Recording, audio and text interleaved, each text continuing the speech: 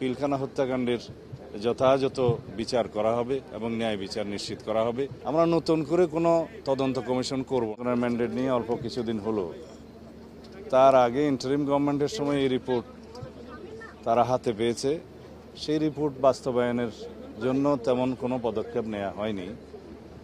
আমি দুই একদিনে দেখেছি, আমি কয়েকদিন আগে এই রিপোর্টটা পুরো না দেখেই কিছু কথা বলেছি যেগুলো আজকে সংশোধন করতে চাই।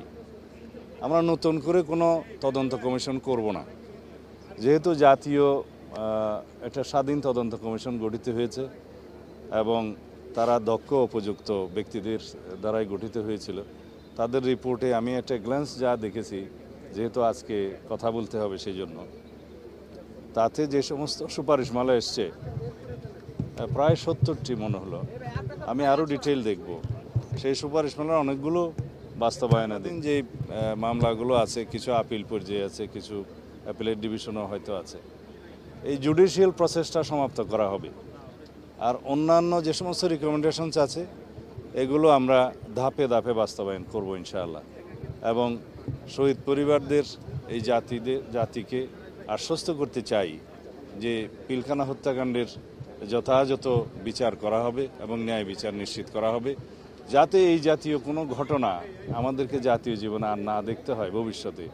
সেজন্য যে সমস্ত পদক্ষেপ নেওয়া জরুরি, সমস্ত পদক্ষেপগুলো আমরা নেব ইনশাআল্লাহ। বাংলাদেশের স্বাধীনতা সার্বভৌমত্বের প্রতি হুমকি ছিল একটি ঘটনা, এবং বাংলাদেশের সেনাবাহিনীকে আন্ডারমাইন করা বা দুর্বল করা এটা একটা লক্ষ্য ছিল। সেটা তাদেরই থাকতে পারে যারা বাংলাদেশের স্বাধীনতা সার্বভৌমত্বে বিশ্বাস করে না অথবা একটা দুর্বল রাষ্ট্র হিসেবে এই দেশকে দেখতে চায়।